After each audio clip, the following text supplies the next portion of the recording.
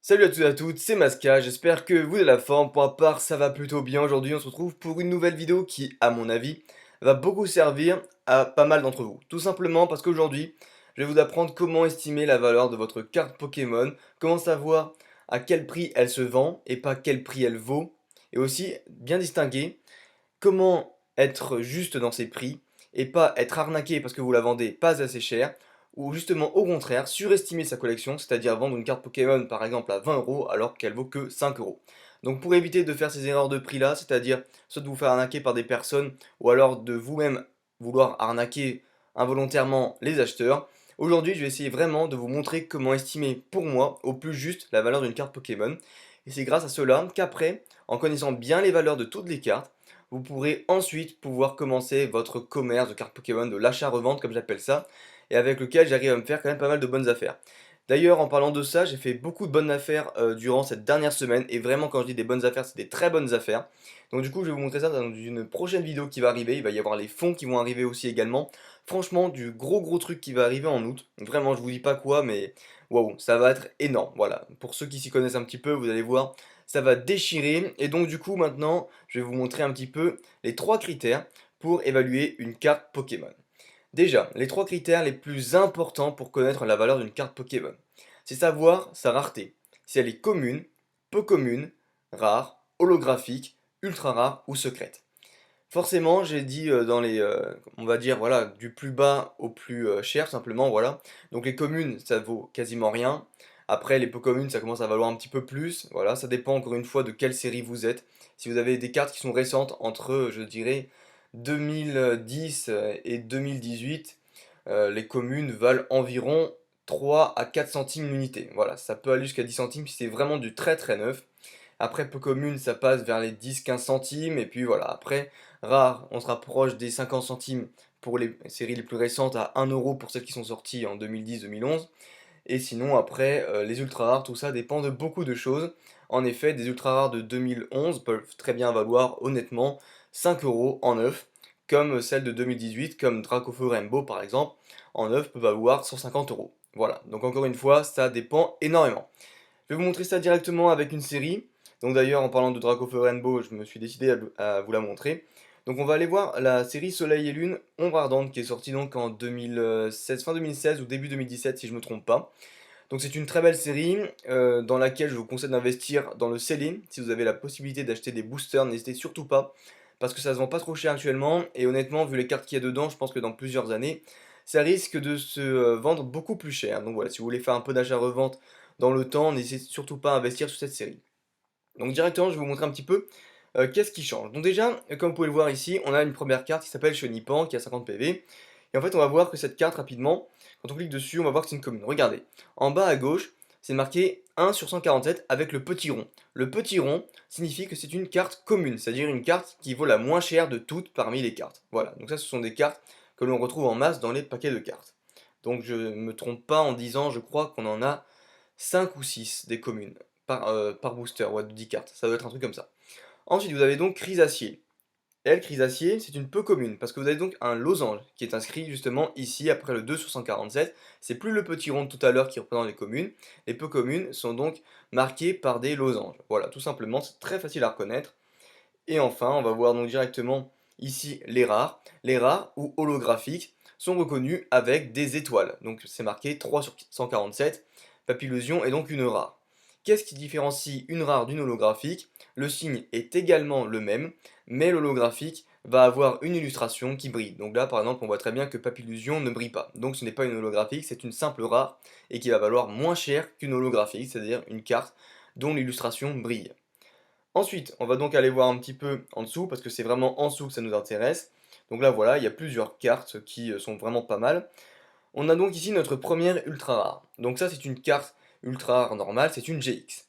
C'est donc Sarmoura et GX qui a donc 210 PV, et quand on la regarde comme ça, beaucoup pourraient dire oh là là, c'est une carte qui vaut super cher parce qu'elle est brillante de mille feux. Eh bien, figurez-vous que non. Cette carte-là, honnêtement, en neuve, il faut pas mettre plus de 6 € dessus. Voilà, pour l'instant, 6 € c'est un bon prix. Et quand elle est neuve, sortie de booster, Je vous rappelle encore une fois que la carte, quand elle n'est pas neuve, c'est-à-dire même en très bon état, vous pouvez déjà directement diviser leur prix par deux. Donc là, une carte comme ça en très bon état, à 4 euros, ça s'achète, mais pas plus. Voilà, vraiment, pour donner un ordre de grandeur, c'est comme ça.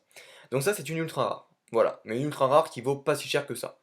Ensuite, on va aller voir directement qu'il y a des Pokémon, bah, tout simplement, qui cotent plus que d'autres. Parce que Samurai GX va moins coter que Dracofeu GX.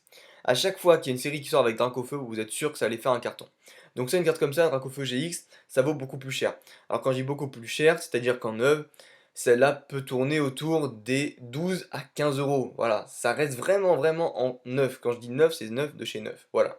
OGX, pareil, ça tourne entre 8 et 14 euros. Voilà. Mais ça reste pas non plus des sommes mirabolantes. Mais on va voir directement que même si ce sont des ultra rares, il y a plusieurs sortes d'ultra rares. Et notamment aujourd'hui, avec des ultra rares qui sont sortis, appelés les secrètes, les rainbow, les arc-en-ciel. Je ne sais pas comment vous voulez les appeler, mais en tout cas, c'est vraiment assez surprenant de la part de Pokémon d'avoir édité des cartes comme ça, et qui, bah, grâce à eux, tout simplement, ont réussi à remonter la cote des cartes. Alors, je vais vous montrer directement ce que sont les secrètes ou les rainbow, qui peuvent valoir très très cher. Donc là, ce sont des dresseurs, hein. Ce sont pour la plupart des communes, des peu communes, qui ne valent pas grand chose. Donc voilà, là directement, on voit nos premières ultra rares. Après les GX, on a donc les GX Full Art, qui valent plus cher que les GX simples. Je tenais vraiment à vous le dire parce qu'en fait, les GX simples ne sont pas full art et du coup valent moins cher. Là, ce sont vraiment considérés comme les ultra rares de base, les GX, comme ça, toutes simples. Par contre, les GX full art, c'est-à-dire dont l'illustration s'étend sur toute la carte, comme sur Samurai GX par exemple que nous voyons ici à l'écran, on voit donc directement que Samurai GX va valoir plus cher. Alors actuellement, je ne connais pas trop la cote de ces cartes, je vais pas vous mentir, mais je sais très bien qu'il y en a certaines, par exemple certains Pokémon, genre OOGX, qui peut valoir tranquillement, si vous l'avez pas en promo, hein, je parle vraiment tiré dans un booster de ombre ardente, je pense que ça peut valoir également entre 18 et 20 euros la carte. Voilà, en neuf. Encore une fois, je tiens à le préciser, tous les prix que je vous donne, c'est en neuf. Sinon, encore une fois, vous divisez le prix par 2 si c'est en très bon état, et en état correct, vous divisez par 4. Donc en gros, en état correct, ça vaut 5 euros. Donc voilà, là on en a une petite flopée voilà, de cartes full art qui sont GX et qui valent plutôt pas mal. Donc les Pokémon qui coûtent le plus forcément sont les légendaires comme Darkrai, Marshado, ho Dracofeu notamment, que l'on va voir justement après. Et là, du coup, vous allez donc commencer par voir les secrètes. Donc les secrètes, c'est quoi? C'est comme par exemple les Tokotoro GX, qui sont donc beaucoup plus rares et beaucoup plus durs à choper, mais notamment aussi qui sont très intéressantes par le fait tout simplement qu'elles sont arc-en-ciel. Et donc du coup, elles vont valoir beaucoup plus cher. Donc là, comme ça, une carte neuve, une carte Rainbow, ça vaut pareil, facile 20 euros. Voilà, je vais donner des prix larges. Ça peut valoir 20 euros pour les moins chers, à du 25 euros pour les plus chers. Sauf, petite exception, pour cette carte-là, qui va charger à l'écran, qui s'appelle Dracofeu GX. C'est donc Dracofeu Rainbow, vous l'appelez Dracofeu 150 sur 147. En neuve, vraiment sortie de booster, ça part à du 150 euros. Et croyez-moi, ce n'est pas cher pour la somme. Pourquoi? Parce qu'après, si vous la faites grader, c'est-à-dire que vous la faites noter par des gradeurs professionnels et qu'elle obtient un 10, vous doublez son prix, les potes. Vous doublez son prix. Et c'est très dur à faire noter en 10 comme ça un Dracofeu GX. Donc c'est pour ça que vraiment, je vous le dis, je vous ferai une vidéo PCA, c'est-à-dire une vidéo sur le gradage, la gradation, oui, parce que le gradage n'existe pas, la gradation des cartes. Je vous ferai vraiment une grosse vidéo là-dessus pour vous montrer comment ça fonctionne et à quel point le fait de faire grader ces cartes multiplie et décuple leur prix. C'est incroyable, moi-même j'y croyais pas, mais vraiment voilà, j'essaierai de vous sélectionner quelques cartes après quelques ouvertures à faire envoyer chez PCA, et comme ça au moins vraiment on va essayer d'avoir une bonne note ensemble chez PCA et voir un petit peu comment ça fonctionne. Donc voilà, ça c'était vraiment pour Dracofeu GX. Donc ça, voilà, je pense que j'ai pu un petit peu vous éclairer par rapport au prix. Encore une fois, ça varie vraiment en fonction des cartes. Entre le petit Chenipan qu'on a vu tout à l'heure, qui vaut même pas 5 centimes, au petit Dracofeu GX ici, qui vaut 150 euros. Donc là, encore une fois, vous allez me dire, mais comment c'est possible de savoir le prix réel d'une carte? Par exemple, prenons l'exemple de Dracofeu GX. C'est donc la carte 150 sur 147, comme vous pouvez le voir, à l'écran, même si c'est marqué en tout petit. Très bien. On va aller donc sur notre site préféré pour estimer. Ça s'appelle eBay. Il faut savoir que la cote des cartes change énormément. C'est-à-dire qu'un jour, une carte peut très bien se trouver à 150 euros, comme le lendemain, il peut y avoir aucun vendeur qui la vend pendant des semaines et des semaines, et du coup là, ça va donc rendre la carte plus rare à trouver forcément, et donc le prix va aussi devenir beaucoup plus conséquent. Donc notamment s'il se passait par exemple que les Dracofeu Rainbow ne se trouvaient plus, alors que c'est déjà une série assez récente, il arriverait donc malheureusement pour les acheteurs que le prix ne serait plus de 150 euros, mais pourrait basculer plus vers les 200 euros, par cause tout simplement de manque de Dracofeu. Donc maintenant, je vais vous chercher ça. Donc vous allez voir en fait qu'il y a des prix différents. Si vous cherchez sur eBay le Dracofeu 150 sur 147, comme je vous l'ai montré, vous allez voir qu'il va y avoir un petit souci. Tout simplement parce qu'il va y avoir des écarts de prix tout simplement incroyables. Donc déjà, vous voyez celle-là, Charizard GX, 280 euros. Là, vous vous dites, mais qu'est-ce que c'est que ce bordel? Alors déjà, il faut savoir que là, en fonction de mes trois critères que je vous ai énoncés, c'est-à-dire la rareté, la langue et forcément l'état, vous allez pouvoir établir un prix. Sauf que là, on ne peut pas comparer un Dracofeu GX Full Art Rainbow, si vous préférez, français, avec un Charizard, qui est donc un Dracofeu mais en anglais. Ça, c'est très important de le dire, c'est que les cartes anglaises valent souvent moins cher, mais aussi peuvent valoir plus cher. Notamment ici, comme vous pouvez le voir, elle a été gradée PSA 9, c'est-à-dire mint, en gros neuve. Et là, PSA, c'est-à-dire que c'est quand même plus strict que PCA, et en gros, quand c'est gradé comme ça, je pense effectivement que ça peut valoir facilement un petit 230, 240 euros. Voilà, après 280, je ne pense pas. Mais c'est vrai que, voilà, ça vaut quand même une sacrée somme. Mais on ne peut pas comparer ça avec une carte française. Donc du coup, on va voir directement, et là, qu'est-ce qu'on voit? Eh bien, malheureusement, on voit qu'il n'y a pas de carte Dracofeu 150 sur 147 qui est en vente aujourd'hui sur eBay. C'est-à-dire que des Dracofeu Rainbow, personne n'en vend sur eBay. Alors il doit certainement y en avoir peut-être sur le Bon Coin, je ne vais pas aller checker sur tous les sites, ou alors sur les groupes Facebook. Je vous ferai une vidéo sur les groupes Facebook pour vous montrer à quel point on peut faire des bonnes affaires là-dessus. Voilà, tout simplement. Sauf que là, vous allez me dire, mais du coup, comment est-ce qu'on fait? Là, on n'a pas de possibilité d'évaluer la valeur de notre carte. Vous êtes d'accord avec moi? Eh bien si. Vous allez donc aller sur l'onglet filtrer. Et lorsque tout va s'afficher, tout simplement, il faut aller voir dans tout en dessous. Ça va être marqué tout simplement objet dont la vente est terminée. Vous cliquez dessus, voilà, et vous faites terminer. Sauf que là, en fait, vous voyez qu'il y a trop de résultats. Donc du coup, le mieux à faire, c'est qu'encore une fois, on mette tout simplement vente réussie. Voilà, là, ça va baisser à 51 résultats, ce qui va être déjà beaucoup mieux. Nous, on va vraiment se focaliser sur les Dracofeu GX en langue française, forcément. Et là, comme vous pouvez le voir, il y en a eu il n'y a pas si longtemps, voilà, des Dracofeu, notamment le 29 juillet, donc c'est-à-dire il y a à peine 3 jours, donc c'est pas non plus énorme. Comme vous pouvez le voir, l'offre directe a été acceptée, donc on ne peut pas voir à combien elle a été vendue, mais si le prix de base était à 160 euros, on peut estimer qu'elle s'est vendue entre 130 et 150 euros la carte. Voilà, donc ça c'est en état neuf. Encore une fois, ici, comme vous pouvez le voir, le 29 juillet, on a quoi? On a donc aussi un autre Dracofeu GX secrète qui s'est vendu aussi également, mais à 23 euros. Et là, vous allez me dire, mais qu'est-ce que c'est que ce bordel? Comment ça se fait que la carte s'est vendue à 23 euros alors que celle du dessus s'est vendue probablement dans les 150? Et bien simplement parce que la carte n'est pas neuve. Et là, vous allez voir à quel point ça pêche, et vous allez prendre conscience que c'est très important de protéger ces cartes Pokémon. Regardez-moi cette carte. Elle paraît bien, hein. Quand vous la regardez vraiment, elle paraît pas dégueulasse. Sauf qu'à l'arrière, eh bien voilà, elle n'est pas neuve. Il y a des points blancs, des bords blancs, des petites griffes. Et ça, c'est ce qui fait que cette carte ne peut pas être notée plus que PCA 6 ou 7. C'est-à-dire que lorsque vous la notez PSA ou PSA 6 ou 7, ça ne va pas faire gagner de la valeur à la carte, mais bien au contraire, un peu la baisser parce que forcément ça montre qu'elle n'est pas en état si excellent que ça. Voilà, donc on va retourner à nos moutons, voir un petit peu si on a d'autres. Donc là, comme vous pouvez le voir, en neuf, aux enchères, ça s'est vendu à 96 euros. Faut-il encore voir que la carte soit totalement neuve? Quand il y en a certains qui disent qu'elle est neuve, elle n'est pas forcément neuve. Donc voilà, encore une fois, à voir, mais lorsqu'il y a vraiment des cartes qui sont en état neuf de chez neuf, là je vais vous dire directement si la carte est neuve, là voilà, la carte n'est pas neuve. Pourquoi? Vous voyez déjà un minime point blanc au-dessus qui fait qu'elle n'est pas neuve.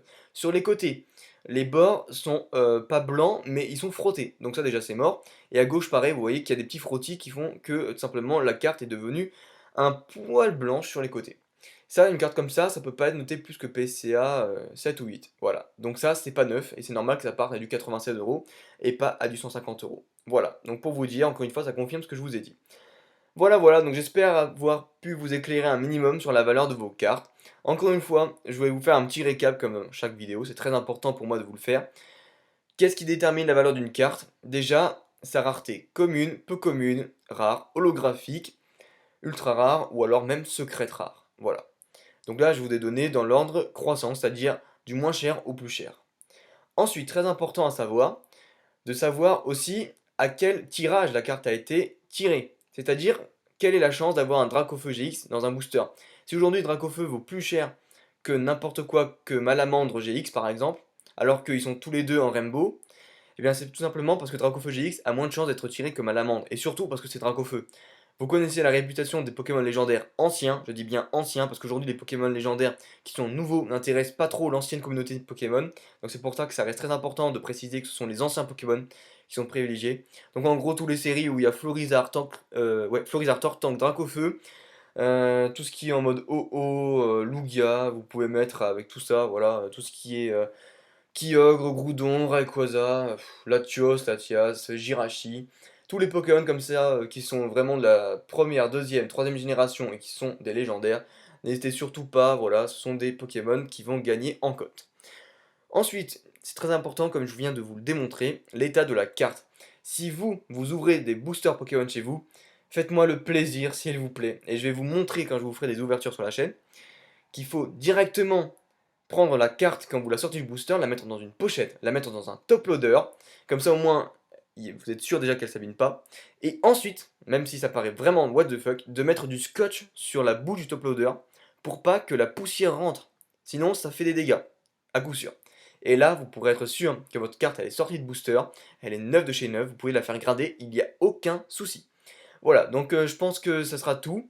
Après, encore une fois, je tenais à vous préciser par rapport à la langue, mais c'est vrai que la langue, encore une fois, je tiens à vous faire un petit classement. Généralement, au niveau des cartes, on va dire que la moins chère de langue, c'est le coréen, ensuite c'est le japonais, après c'est l'anglais, et la plus chère, ça reste le français. Après, toutes les langues en mode italien, espagnol, ça vaut quasiment rien, et ça vaut moins cher que le japonais, moins cher que l'anglais, mais plus cher que le coréen. Voilà, donc pour vous donner un petit peu un ordre de grandeur. S'il y en a parmi vous qui sont allemands, espagnols ou qui ont des origines italiennes, si vous parlez bien italien, espagnol ou quoi, et que ça vous fait pas vraiment déranger de collectionner en italien ou en espagnol, vraiment collectionnez en espagnol, hein, les gars, vous allez vraiment vous régaler. Alors certes, il y a plus de cartes qui sont fake, c'est-à-dire qui sont très très dures à reconnaître, comme quoi elles sont vraies ou fausses, mais notamment les prix vont pas être les mêmes, hein. Un Dracofeu GX comme ça en langue espagnole ou en langue italienne, ça vaut plus 150 euros, mais plus du côté des 40 à 60 euros, en fonction de ce que vous trouvez, voire même moins cher. Voilà, donc j'espère que j'aurai pu un petit peu vous éclairer. En tout cas, si vous avez toutes des questions à me poser par rapport à l'état de vos cartes, à me faire estimer vos cartes, si vous n'avez toujours pas réussi à trouver la valeur de vos cartes suivant ce tutoriel, parce que je sais que ça peut être très dur avec des cartes notamment qui sont très vieilles, qui ne se trouvent pas, bah, n'hésitez surtout pas à me laisser un petit commentaire, voilà, j'essaierai d'y répondre, mais surtout à me contacter sur les réseaux sociaux, parce que c'est là-dessus en fait qu'on va pouvoir envoyer des photos. Donc vous m'envoyez des photos recto verso de vos cartes, et je vous dirai combien ça vaut. Bien évidemment, ça ne sert à rien de m'envoyer des photos de cartes qui ne sont pas rares ou ultra rares, simplement parce que dans tous les cas, ça ne vaudra pas beaucoup, sauf si vous disposez de cartes qui sont très rares et très très chères, qui datent des années, je dirais, pour faire en gros des années 98 aux années 2007. Voilà, en neuve, bien évidemment. Donc voilà, ça sera tout pour moi aujourd'hui. Si vous avez encore une fois des questions, n'hésitez pas à le faire, à me poser. Si vous avez des suggestions de vidéos à me faire, n'hésitez pas à me le faire savoir dans les commentaires. Je vous dis à la prochaine, je sais que cette vidéo a été longue, mais pour être long, au moins il faut être précis, et comme ça au moins vous avez la qualité. Bye bye, à la prochaine, je vous fais plein de bisous. Ciao.